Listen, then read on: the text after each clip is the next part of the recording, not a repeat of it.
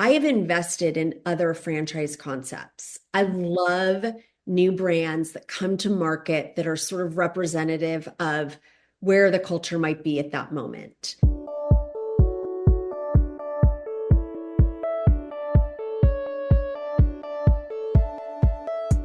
So you want to make an impact. You're thinking about starting a business, sharing your voice. How do women do it that handle motherhood, family, and still chase after those dreams? Well, listen each week as we dive into the stories of women who know. This is Call Me CEO. Welcome back, everyone, to Call Me CEO. This is your host, Camille Walker, and we celebrate women doing incredible things, building businesses as mothers, and also changing the world and reimagining what it looks like and what it means to be a working mother.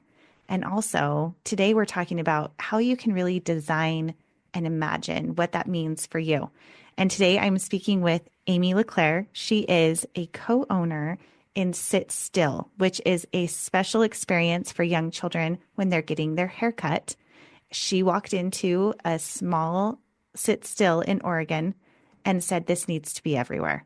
So she's going to share with us her story from going into fashion in New York City to where she is now in the Pacific Northwest and tell us what it looks like to design her life and why she considers herself unemployable. So, Amy, thank you for being on the show today. Absolutely. Thank you for having me. Yeah. So introduce yourself to our audience. Tell us a little bit more about you, your family, and what got you into the world of hair.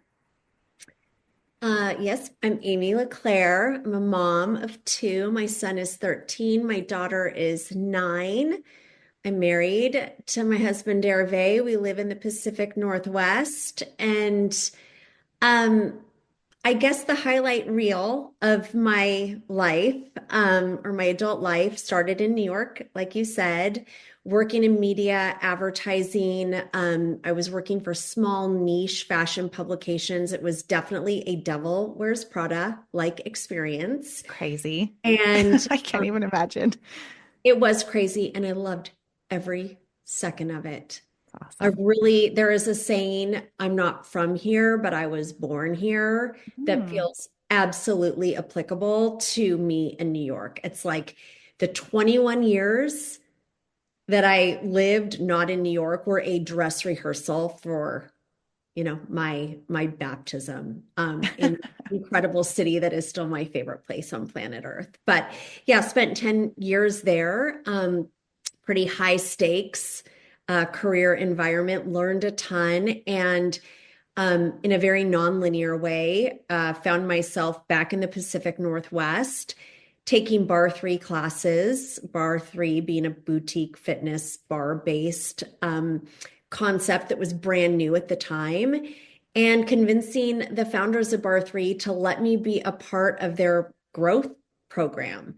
At the time, they were considering, do we open more corporate locations? Are we going to franchise? I knew nothing about franchising, but learned really quick. And we collectively ended up opening over the course of close to 10 years there, 150 plus studios across the country. I Amazing. opened my own location in the West Village of New York, which was just such a career highlight, still something I look back on so fondly. I had both my kids on the Bar 3 watch and thought I'd work there forever. I really thought I would work there forever. It was my dream job. Um, I mean, I could go on and on. So it was very unexpected that I found myself considering a move. But I had two small kids and was taking them to a little kids' hair salon in a suburb of Portland called Sit Still. And while I was there, I just looked around and felt this experience and thought, whoever is doing this should franchise it. And I mean, long story short, whoever that was is my now business partner. We went and had coffee. She said, I have been wanting to grow for years. I've been approached by investors, people who want to help me license it, open more. I don't know what to do. And with that, I brought two women from Bar 3 with me. we left and have been actively franchising kids' hair salons since 2019. That's amazing. So, how did you end up going from New York to Oregon? What was it that took you out of the city that you love so much? Yeah, I joke that every year it was a different apartment, a different job, a different boyfriend. I mean, it really was like my life was moving that fast. Hmm. And like turn or around the time I was turning 30, I had been with my now husband a couple of years. He's from a very small town in the south of France. He's kind of a country boy. I was always like, what are you even doing in New York? Like he'd go surfing out on Long Island on the weekends. We were always kind of escaping the city for nature, which felt really intuitive to me. I grew up in, beautiful Portland. And so it was just kind of a hunch that we needed a change. We got to the age that it was like, are we going to ever afford to own an apartment here? Like, just kind of the bigger life questions had us looking at something a little bit more lifestyle oriented. It was a big move, it was a huge leap, but I mean, ultimately was the right decision.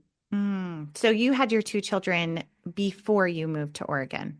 No, we had our kids in Portland. Oh, Yeah. you So we did. moved, yeah, we moved to Portland in 2008, 2009, and I had my son in 2012 and my daughter in 2015. So landed in Portland, took a bar three class and was like, I'm home. This is Gotcha. cool. Okay, so you were still building bar three as a mom, going back and back from literally coast to coast. Yeah. How Yeah. did you manage that? That's a lot. Yeah, I mean, I look back and it's like really interesting because I think there's just certain seasons of life where your tolerance for certain things is just Your high. energy, And it, totally. Yeah. yeah, like I mean, I go to New York for 3 days and I'm so ready to get home. It's like I need to go there, get my fix, but it's a grind. Yeah, I mean, I was on a plane my entire pregnancy with my daughter. We opened bar three and I had her a few months later, so TSA by the end like recognized me waddling through getting on my airplane. And I think it was just a knowing that this is a moment in time Hmm. and it's a huge investment for me financially, emotionally. It was an opportunity for me to go back to New York and leverage all those relationships that I had and sort of have a home there that just felt really resonant and like the right thing to do at that time. Um, I don't think I'd do it again in this moment. I'm not like chomping at the bit to own my own sit still in New York. I don't think it's that season for me at this point. Somebody else should be owning Manhattan. One thing that I would love to ask you with your success in so many different fields is what gives you the gumption? I mean, obviously, you're amazing at sales because you convinced two business owners to be like, yeah, come on this ride, which is Yeah. incredible. What are some skills, or how did you build those skills for sales? I know that I talk to so many women who are really hesitant to share their service or their product. They know it's good, they know it helps people, but they can sometimes shrink into themselves and not be bold with it. What would be some advice that you would give to them? I understand that. And I see that in my world a lot. This idea, just some trepidation or fear around kind of putting yourself out there. I do think I like hit planet Earth with just a certain um, ability to get people excited about things. Hmm. That said, I think it's really important to align your whatever it is you're selling to have a real authentic connection to it. Like I couldn't just go out there and be great at sales, like period. I found things that I've loved that inspire me, that just get me so jazzed to bring to people around me. And I think it's not the question isn't like how do I get better at sales? The question is, what gets me excited so it doesn't feel like sales? Mm. Hmm. I like Right. it. And Yeah. I would say taking it a step further because most of the people I talk to, they're like, I love this, I'm passionate about it, and I still it's more of like an internal battle, even if they love the thing. And maybe that's that piece that It you're was like, I was designed. born with it, guys. I mean, there is a little bit of that. And I was put, as a very young woman in my career in New York, I was put in some pretty high stakes Mm, environments without knowing it. I mean, I was working for a fashion publication, brand new downtown indie fashion publication, and my boss like threw me a list of people to call, and like I'm scheduling meetings with Ralph Lauren's like wow. head of media. I was like 22. I mean, I think part of it was just that like baptism by fire that I had at such a young age, and you sort of feel the success, and like some of those meetings were really fruitful. So it was like, oh, this works. I mean, there is some imposter syndrome for sure of like, who am I? Little Mm, Amy from Oregon, in Ralph Lauren's office, like, what am I even doing here? But just exposure therapy. You go to enough of them and you're like, we're all kind of playing the part. yeah. I like that because it is. That's so true that we're all just kind of taking on a role. And if you put yourself in the place to be there, that's when the opportunities come because otherwise it's not going to if you don't put yourself out there. I love that advice, playing the role because we all are. That's Y'all incredible. are. Nobody is like more authentic than you. Like it's just, I think we do, specifically women, tell ourselves these stories to stay small. We don't deserve. Who am I to, oh, I don't want to annoy anybody. And um, that's not helpful. Mhm. It's really natural, but it's not helpful. And I just believe in taking big swings. I've been really lucky, but yeah, kind of put yourself, and they haven't all been winners. I've had like failures, and you learn from those. You often learn from those more than you do the things that are working because you're not really critically thinking about the things that are working as much as like, whoa, that was a disaster. What did I do wrong? I never want to do that again. Do you I've had have an example of one that you would be willing to share with us? I do. I have in my time in franchising, which now has been like 18 years, something like that. No, 15 years. I have invested in other franchise concepts. I love new brands that come to market that are sort of representative of where the culture might be at that moment. And I made an investment in another franchise a couple of years ago with a business partner. And the signs early on that the alignment wasn't there were there. And I did not listen to them. I found myself saying yes to the things that in my heart I knew were the wrong decision. Um, and it ended exactly as looking back, it was designed to end. We're no longer business partners and I'm no longer involved in that business. And that's okay. That's part of playing the game. That's part of just putting yourself out there. But I think having not had that experience, I would continue to be bullish about just investing and inserting myself in any concept that seems exciting and like relevant, where now I've had more opportunities come to me to get involved. And I'm just a little less willing to say yes without really doing the internal deep dive around, are we aligned? And in most, I mean, I've had a lot of business partners, Sadie and Chris Lincoln from my bar 3 days to my sit still partners. Like usually it works out, but when it doesn't, you have to own why. Mm, that's good insight. I think that that does come with experience, like you said, where there are times that it can be shiny and new and exciting and you want to say yes, but to be very selective. My husband is in the finance world, CPA, very conservative. And I can get really excited about things. I'm a big idea kind of gal. And he said the only ship that is for sure to sink is a partnership. Like he'll say, whoa, Wah, wah. whoa. But I think that, I've done hundreds of these interviews now, and there are partnerships that work really well. And it doesn't mean that a partnership is going to last into eternity. Seasons change, people move on, and that is fine. But can you tell me, as you've built this franchise, what has been some really key indicators or questions or things that you've set up so that your partnerships have been successful as you've grown this huge franchise of Sit Still? Yeah.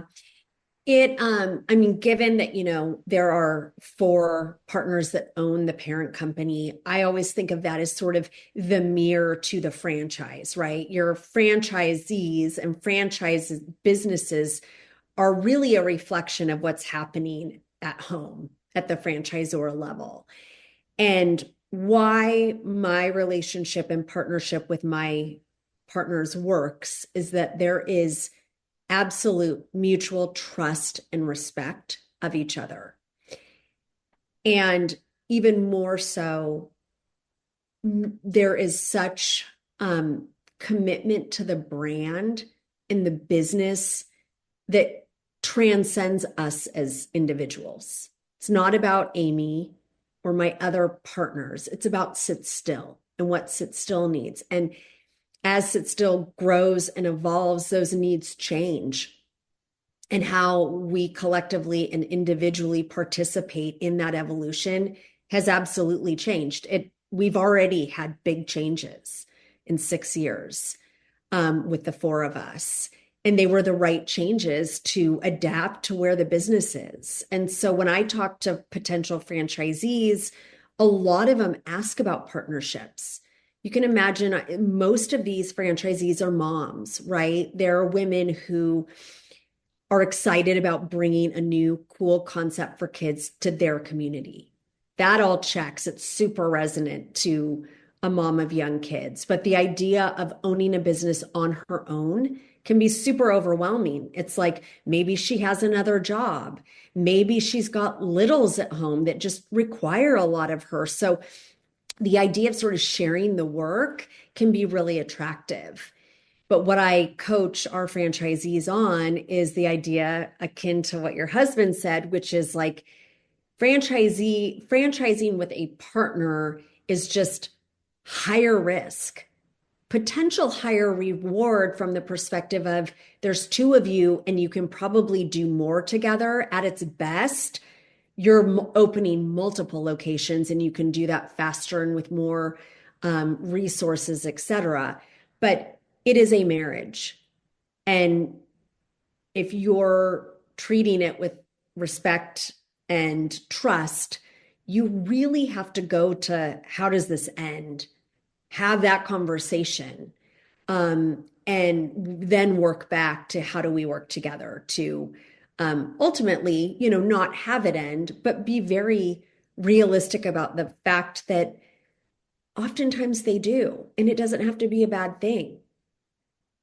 Yeah, I like that approach. Transparency. I like that with thinking of the end in mind of if and when you were to sell, what would that look like when you're still emotionally removed from the work and the years that go into it? Because it is like birthing a child. Like Mm, anyone knows that's built a business that you invest so much of yourself in it. So if you can in the beginning kind of have an idea of like what would that look like, then possibly it doesn't make it so painful when it is time to turn the page. yeah, exactly.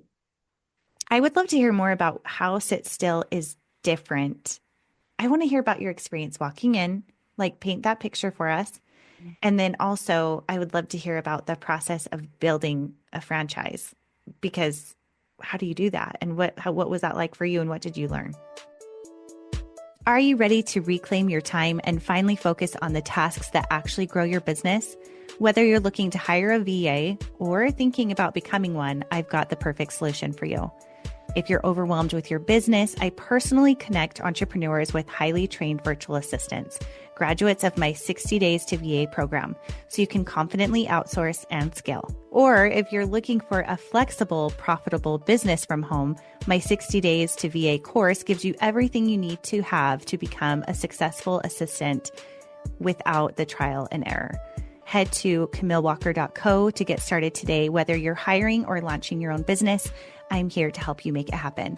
You can also grab this link below and schedule a free discovery call with me to see if it's the right fit for you.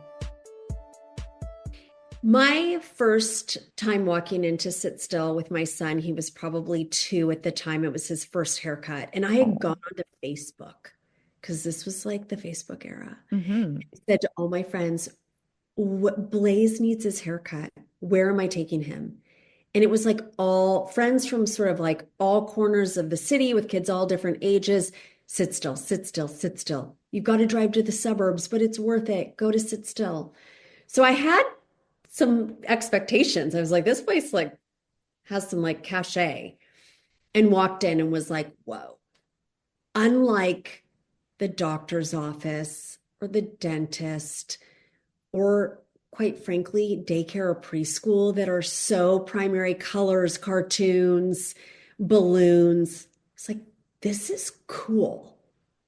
There was a retail shop at the very front of the store Mm. that was selling Moroccan oil, irreverent t-shirts, trucker hats, like temporary tattoos, like cool art Cute. supplies. I was like, what is this?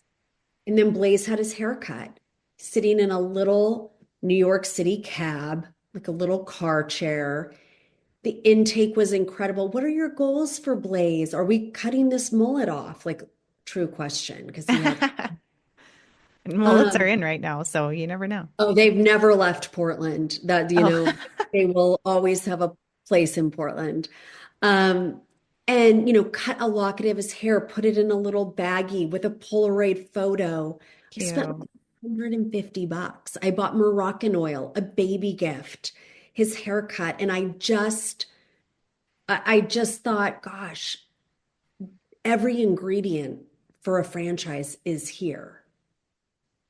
And I do feel like I've got a nose for business just in terms of like, what are the brands and experiences that are pushing the envelope around expectations? This idea of surprising and delighting, client service, like we're just so kind and attentive and attuned and personalize the experience. And that was something we really prided ourselves at Bar 3 on.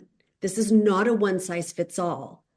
You're going to have a client base that spans ages, abilities, all the things. And how do you, in a group environment, create what feels like a personalized experience? It is a much harder way to build and scale a business.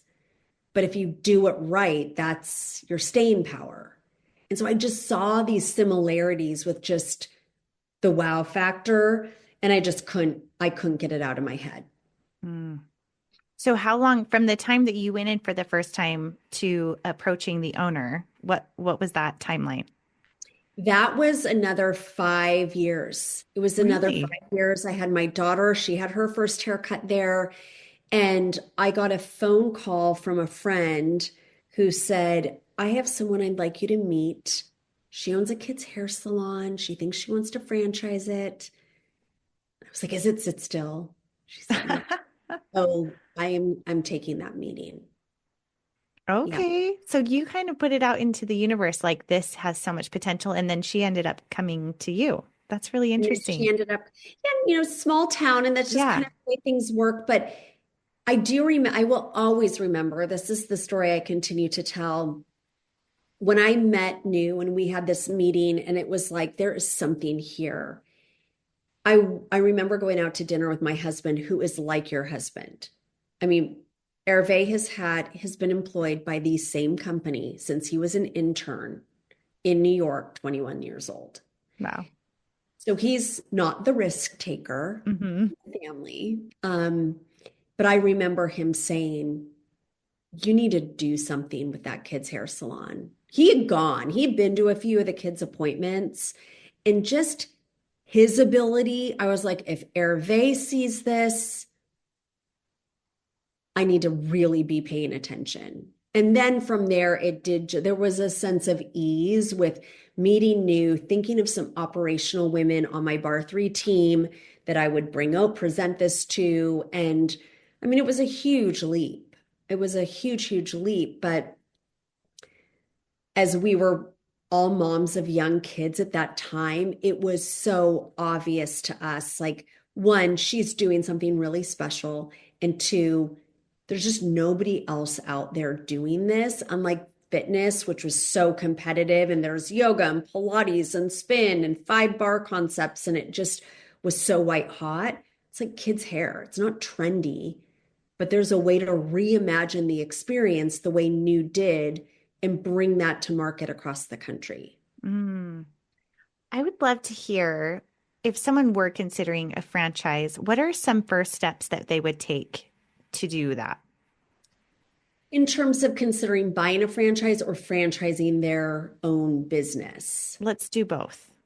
So the first initial question is like, where did you start with creating your own franchise? And then also, how would someone maybe be a part of this one if they wanted to? Yeah. So what is just vital for any brand that wants to franchise their business or really grow it in any fashion is understanding what's your playbook. How would you take this business right here and replicate it over here? What would that take? And in most cases, it takes really an audit of the whole thing. How'd you build this? How do you train people? What's the client experience? What soap do you have in the bathroom? Those decisions matter. I'm really a stickler for bathroom amenities. I think they Mm, absolutely, really, the proof is in the pudding. It's like if you're a really elevated brand, you need to have great soap in the bathroom. Those decisions matter. They should all be documented and live in a playbook that you could hand to Sally over here. And then Sally's job is to execute. So you're providing all the tools. And if she's the right person, she's executing them flawlessly. But it's really that audit, it's creating resources, it's making it really simple. Franchising in the best way should feel like paint by numbers.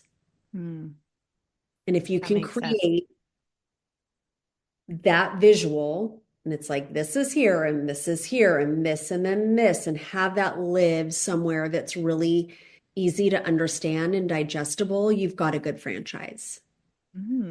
I like that because it is so much about the culture too. As far as building out or finding franchisees, what I know that that's a big piece of what you're doing. Mhm. How do you recruit people for that?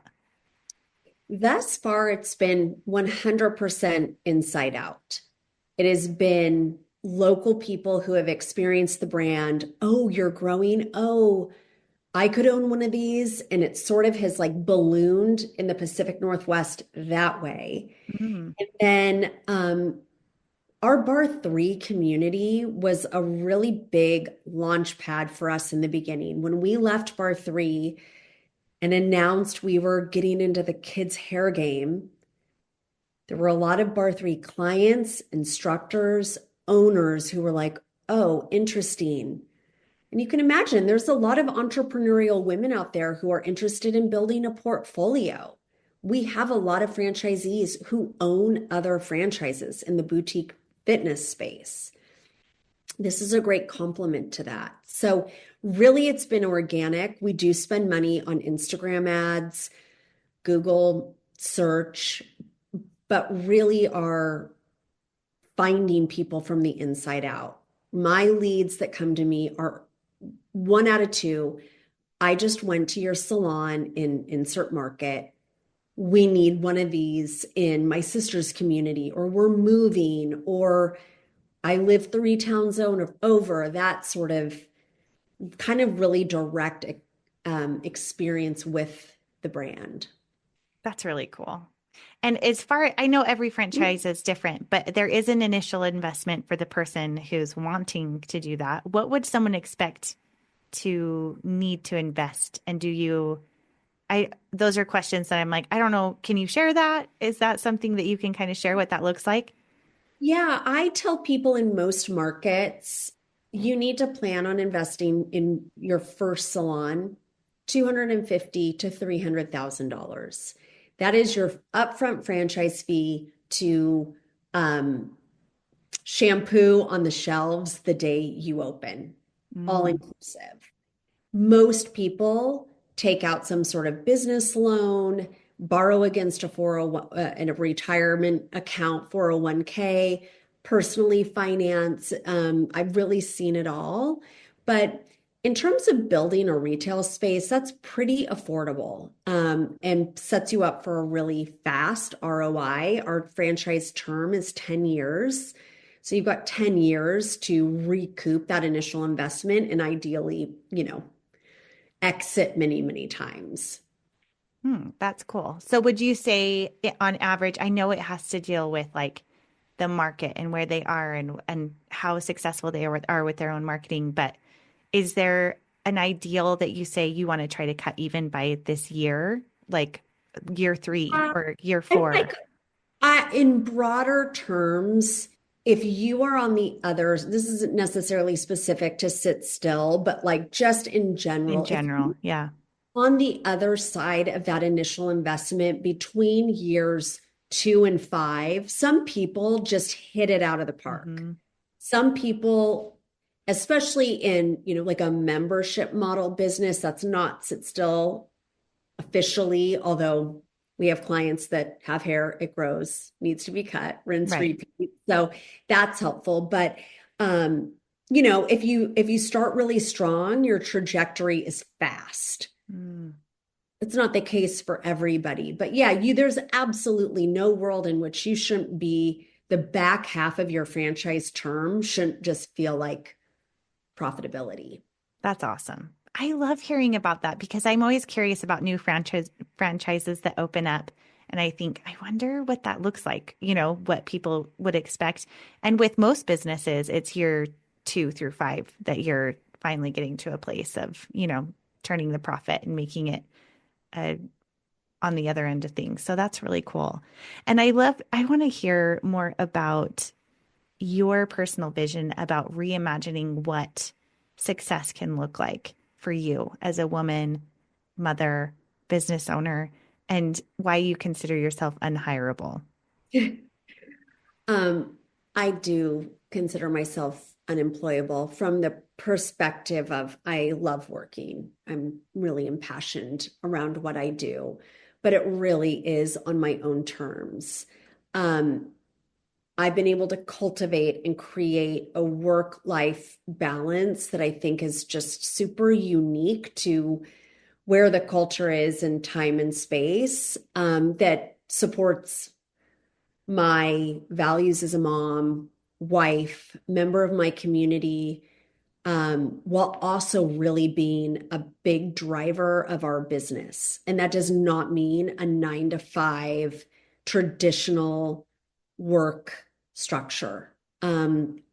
I really got a taste of that in New York, where it was like sink or swim. We don't care where you are, go make it happen. And I was able to do that, and so I've sort of carried those ethos with me throughout my career, which is just empower people to be the best versions of themselves. That looks different for every single individual. Some people really need structure. Other people need to be cut loose and everything in between. And I think smart people within business and beyond recognize what makes people tick and can adapt to supporting them to thrive. um, and so yeah, I mean, for me it just the idea of reimagining is really tied to a lot of introspection around where am I right now in my career, where am I right now with my kids. I heard something years ago that was resonant for me, that was something along the lines of, when your kids are little, not babies, but little, toddlers, the 3 to 5 to even 10, a lot of people can kind of do the things. A lot of people can get them from A to B. There's a lot of people who can kind of support you in that moment of being a mom. But when your kids embark on middle school, high school, this idea of actually being a sturdy pillar who has eyes and is really attuned to what's going on with your kid emotionally, like that's the time to be present. That is when the stakes are higher. That resonates with me big time.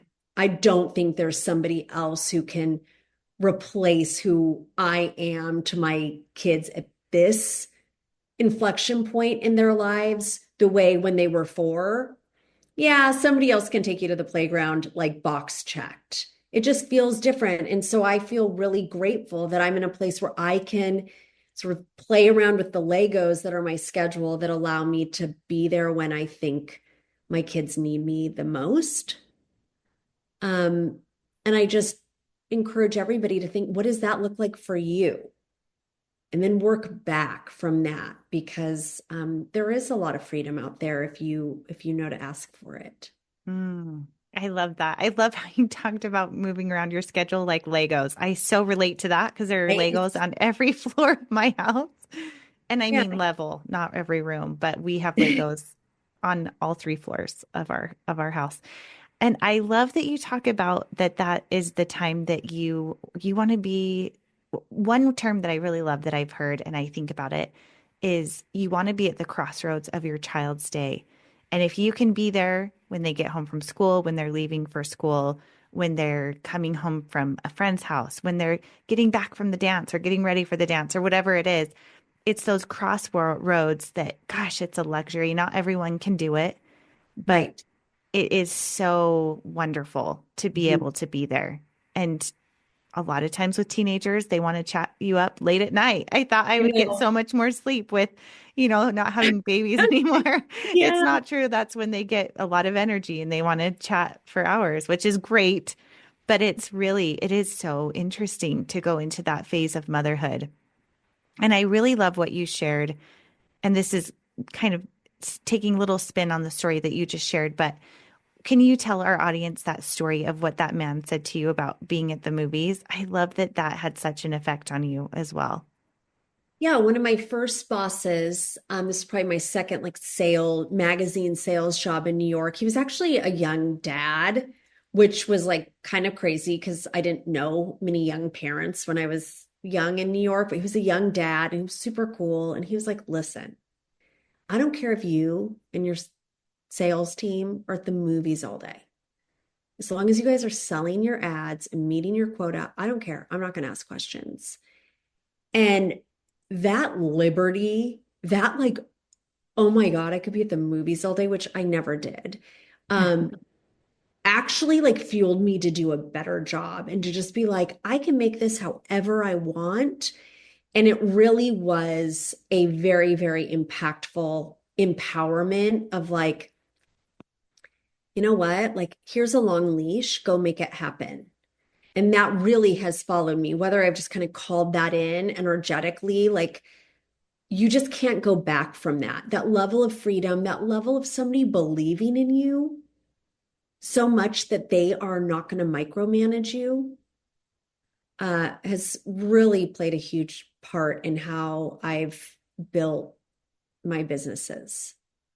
Yeah, I think that's pretty cool. I would imagine that that's similar to how you approach your franchisees too, where you're like, hey, here's the roadmap. I'm here to support you and go make it your own. Like, I think that's really, really empowering. Yeah. Yeah, it's exactly that, exactly as you described it. Well, that is so cool. Well, I have loved your story. It is so, gosh, there are so many different things that you've learned along the way. And I'm really grateful that you have shared your journey. I think it's really empowering to reimagine. And even though you were in one field, you went to a new one. And even though you had trusted partners and you were loving what you were doing, you were still able to say, oh, but I think it's time to pivot. I think that sometimes we get caught up in the idea that to move on from something, it has to be tragic or it has to be something that is painful or we got pushed out or we had to. but to go more with our instincts, which I think you are exceptional at, and to think, yeah, I'm in a different phase and I'm ready to move on. And I think that the idea of that is so beautiful. So thank you for sharing your story with us. Oh, happy to. Thank you for the opportunity. You're so lovely. Oh, thanks. Well, I would love to ask you the two questions I ask all of our guests, which is what are you reading, watching, or listening to? And also a motherhood moment you would like to share. Um, I am reading Let Them by Mel Robbins. I'm watching White Lotus like everyone else.